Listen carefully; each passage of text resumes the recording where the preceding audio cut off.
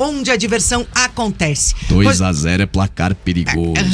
Rogério Scarione tá de volta para trazer mais informações do Verdão, porque a torcida do Coxa tá enlouquecida por aqui no nosso chat, falando da saída do Moreno, falando da possível saída do Bruno Gomes, que agora que tá na seleção Coritiba não deve vender. Muita gente falando da movimentação do mercado alviverde, Rogério.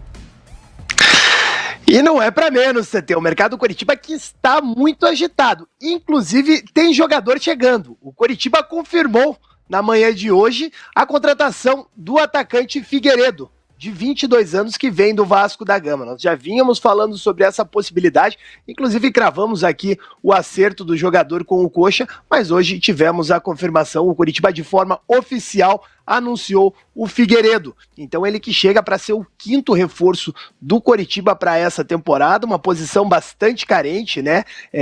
Pelos lados do campo, essa é a principal carência do elenco do Coritiba. Isso são palavras da própria diretoria. O Júnior Chávari, ele vinha trabalhando para reforçar esse setor, que não deve parar por aí. O Coritiba deve ainda buscar outras opções de jogadores de velocidade, que não é exatamente a característica do Figueiredo. O Figueiredo é um jogador que até tem certa velocidade, mas que é um jogador de imposição física e finalização de fora da área. Então tá aí, Figueiredo, o 5º reforço confirmado pelo Coritiba. Além do Figueiredo, o Coritiba pode ter um novo reforço para o setor do ataque também. Isso porque o clube está de olho, informação em primeiríssima mão aqui da Jovem Pan News, está de olho no atacante Isaac, uma das maiores promessas das categorias de base do Atlético Mineiro, jogador que foi, inclusive, artilheiro da equipe do Galo na última Copinha, no ano passado, e também foi o artilheiro da temporada do time sub-20 do Atlético Mineiro. O Isaac, que acabou marcando 19 gols em 25 partidas jogadas, uma média bastante interessante. Ele é um jogador tratado ali como joia da base do clube mineiro, mas que tem contrato encerrando em abril. O Atlético fez uma proposta para a renovação desse jogador, mas não agradou o staff do atleta. Então, ele já começa a ouvir outras propostas do futebol brasileiro. O próprio Kudê, ex-treinador do Atlético Mineiro, que hoje está no Internacional, indicou essa contratação para o Colorado. O Fortaleza também está de olho no garoto, é uma jovem promessa, mas o Coritiba promete entrar firme nessa negociação. Então existe sim uma possibilidade, que eu não diria que é pequena, desse jogador estar vindo a ser reforço do Coritiba para a temporada 2024. TT? O 20 anos quer te ferrar mesmo. Quer me ferrar no dia do meu aniversário, esse 20 anos. Mas é que tem outro aniversariante. Tem. Não, esse não. Não é do São Lourenço. Não, esse não. Tá, esse não pode. Esse é só no Coxa, proibidão, então. A gente fala. Fala do Coxa, então. Cara, Figueiredo fechou, legal, a gente falou bastante dele aqui. Cara que vai brigar por posição. O Isaac entra um pouco na do Peterson no Atlético. O Rogério trouxe a informação. Jogador artilheiro nas categorias de base. Mas, categorias de base. A gente tem que ter essa calma, essa cautela, porque são caras que não têm uma cancha como profissional, tudo mais, então é um pouco diferente. Claro, o Coxa tá mapeando o mercado num cara que é destaque da base do Galo, como o Atlético faz com o Peterson, que é destaque da base do Flamengo. Pô, legal demais, mostra a força que os times paranaenses estão nesse ano, com investimentos, o Atlético já com uma estrutura de anos e o Coxa agora com a SAF. E é muito bom ter isso, para você ter já uma categoria de base mais forte, você tá mapeando jogadores que podem ser destaque no futuro, podem subir e dar um retorno não só financeiro como a revenda, mas também dentro de campo para a torcida, né, ganhando títulos, conquistando grandes coisas com as equipes. É bom, é importante esse lado. O Figueiredo, eu tenho um pouquinho ainda de pé atrás, como eu já disse ontem, né, da questão de não acho que é um cara que vai vir vestir a camisa. Entendi aqui alguns comentários que a gente até tava comentando no intervalo, dos ouvintes falando que o Coritiba não tá buscando um cara que é uma realidade, né? Muitas promessas e jogadores já até mais experientes, mas não tiveram um grande destaque na carreira, como o caso do Arilson. Enfim, é uma montagem de elenco para a Série B do campeonato, como o Coritiba falou que ia fazer. A gente tem que aguardar para saber se vai dar certo. Eu acho que tá faltando ainda um molho. Tá faltando um cara para chegar e ser o cara do time, ainda mais se o Marcelino sair. Eu acho que assim, o Isaac, ele entra muito nas apostas que o Coritiba tem feito, às vezes, em jogadores de base de outros times. Fez isso com o Cadorini, por exemplo, né? Trouxe o Cadorini. Mas o Cadorini tinha jogado pelo Inter já, né? Mas pouco, né? Pouco, mas tinha subido. Sim, mas eu acho que é difícil porque o Coritiba hoje não tem um centroavante muito confiável na sua base também, né? O Ebert, que chegou ano passado, inclusive, né? Ano retrasado, na verdade, chegou na metade do ano retrasado, se eu não me engano, o Ebert, do Goiás, e ele já subiu pro profissional agora, né? E o Coritiba tem uma certa dificuldade nessa função, né? Então eu não acho nada de ruim assim você trazer um jogador que é destaque nas categorias de base de um grande clube do futebol brasileiro, dar oportunidade para ele, quem sabe ele se encaixa no profissional mais rápido do que o esperado, né? E seria importante, né? O Figueiredo, como a gente falou, muito aposta ainda, precisa ser muito melhor do que foi o Figueiredo do ano passado. Tudo bem que jogou pouco como ponta, pouco como a função dele, jogou bastante como lateral, jogou bastante como volante. O Figueiredo teve 50 jogos ano passado e não fez gol. Não fez gol. Né? Então, os únicos gols dele são os 4 da Série B de 2022. E infelizmente a gente sofre isso no futebol brasileiro muito. Né? Ponta do futebol brasileiro não faz gol. Parece que não gosta. E daí que vem essa valência que a gente acabou de citar do Canóbio de melhorar a finalização. O ponta, na base, ele é ensinado a driblar. Ele é ensinado a partir para cima, 1 contra 1, e a finalização fica de lado. E isso é ruim, né? E a gente tem pouquíssimos pontas que fazem gols. Pega o futebol brasileiro num geral. Pega, por exemplo, o Palmeiras, campeão brasileiro, que começa o ano com Dudu, Rony e Arthur. Os pontas eram Dudu e Arthur, os dois não faziam gols. O Dudu lesiona, o Arthur perde a posição. Exato. O Rony perde a posição, porque o Palmeiras termina o campeonato com Breno Lopes e Hendrick no ataque. Você pega o Flamengo, os pontas do Flamengo, só um faz gol, o Bruno Henrique. Araújo não faz gol, Cebolinha não faz gol. É verdade. Então, isso é um problema que o futebol brasileiro tem.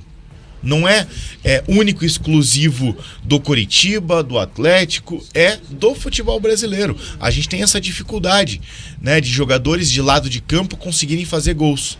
Né? E aí que entra um grande ponto. A gente utiliza o esquema com ponta de pé trocado, só que esses pontas não sabem finalizar. Não adianta nada. Até o Cleiton Silva citou aqui ponta que fazia agora o Manga. Realmente, o Manga fazia muito, porque o Manga sabia usar muito bem esse pé trocado dele, de driblar pra dentro e fazer o gol. Eu tinha falado isso ano passado. O Brasileiro é do centroavantes de 2023. Artilharia do Brasileirão. Qual é o único ponta que fez mais de 10 gols no campeonato? Paulinho? Paulinho eu não considero como ponta. Joga Hulk e Paulinho, dupla de ataque. E o Paulinho, Robson, fez 12. E o Robson, que é um atacante, que ele jogou de atacante em vários clubes do Brasil, inclusive no Coritiba, na jogou outra passagem. Como segundo atacante como também. Segundo. E que eu até acho que é a melhor função dele, inclusive. Jogando aberto no Coritiba por uma questão de sistema.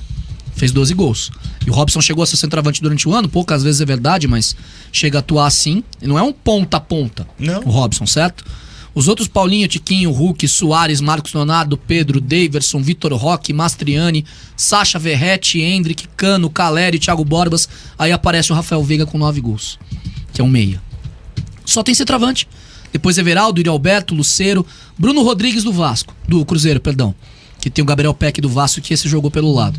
Fez 8 gols. Bruno Rodrigues jogou de 9 no Cruzeiro, muitos jogos. O Pianovski lembra aqui que foi muito gol de pênalti do Robson também. Também. Né? Ele fez acho que pelo menos 5 ou 6 de pênalti. Não vou lembrar o exato, mas metade com toda certeza foi de pênalti. Sim. Então é muito complicado, porque ponto no futebol brasileiro precisa evoluir muito nas categorias de base. E aí que a gente entra naquele ponto que muita gente fala. Oi, Rogério. 7 gols do Robson foram de pênalti. Ele fez 12? 12? Dos 12, 7 de pênalti. E ele errou um contra o Fortaleza ainda. Que foi o gol que eu ia narrar pela primeira vez no rádio, né? Lembra disso? Verdade. E o Robson chutou o pênalti pra fora, Rogério. Eu tava no posto aqui na transmissão. Linhares, narra aí. Eu falei, tá bom. Aí o Robson perdeu o pênalti.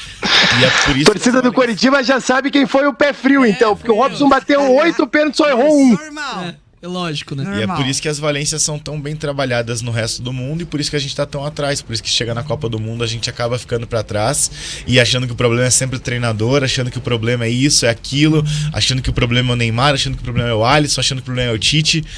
A gente sempre vai estar para trás, porque a nossa formação de jogadores, ela tá muito, muito, muito abaixo de grandes centros do futebol mundial, né? E não precisa nem ir para uma Inglaterra da vida, que não forma tanto, inclusive. A Inglaterra compra muito e faz a sua liga ser a melhor do mundo por isso. Mas você pega uma Croácia da vida, que é extremamente técnica e extremamente tática. E isso é importantíssimo. E a gente não tem isso no Brasil, porque a gente está deixando muito de lado a formação específica e tá colocando muito a questão de resultado de base. E isso é um problema grande. E daí é por isso que me incomoda um pouco um ponta que joga 50 jogos num ano e não faz gol. Me incomoda demais também. Demais. É difícil. O ponta não sabe entrar na área, muitas vezes não sabe cruzar pro centroavante. Joga com o pé invertido, mas Pé não sabe invertido, finalizar mas não direito. finaliza de longe. Não tem um contra um tão aprimorado pra poder fazer uma jogada. Tá complicado, difícil. tá complicado. Rogério, e na Copinha o Coritiba venceu, mas ainda é a segunda rodada. Ainda tem mais um jogo, né, Rogério? Exatamente, TT. Ontem o Coritiba jogou pela segunda rodada da Copa São Paulo de Futebol Júnior e venceu o Monte Azul com autoridade. 5-0, todos os gols marcados no segundo tempo. E o Coxa ainda tem mais uma partida, como você disse. O Coxa enfrenta o Juventus. Lá de São Paulo, os donos da casa, a partida será lá no bairro da Moca, na Rua Javari, mas o Coxa, com o resultado de ontem, já garantiu de forma antecipada a classificação para a próxima fase da Copinha.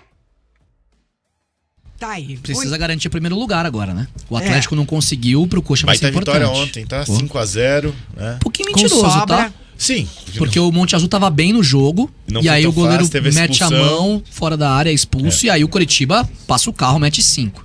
Faz o que tem que fazer, né? Fez o que tinha que Fez. Destaque para o Pedro Morisco na expulsão do goleiro, porque a reposição de bola dele pegou completamente de surpresa o sistema defensivo do Monte Azul. É E o goleiro, o adversário, estava fora da área, precisou, né, interferir no lance ali, acabou colocando a mão fora da área, e aí o juiz acabou expulsando ele ainda no primeiro tempo. O Monte Azul tentou se fechar ainda no restante da primeira etapa, mas logo no início do segundo tempo, 1 minuto de jogo, o Coritiba acabou marcando o gol com o Jorge, e aí abriu a porteira, acabou 5-0 pro Coritiba. Não tomou gol ainda o Morisco, hein?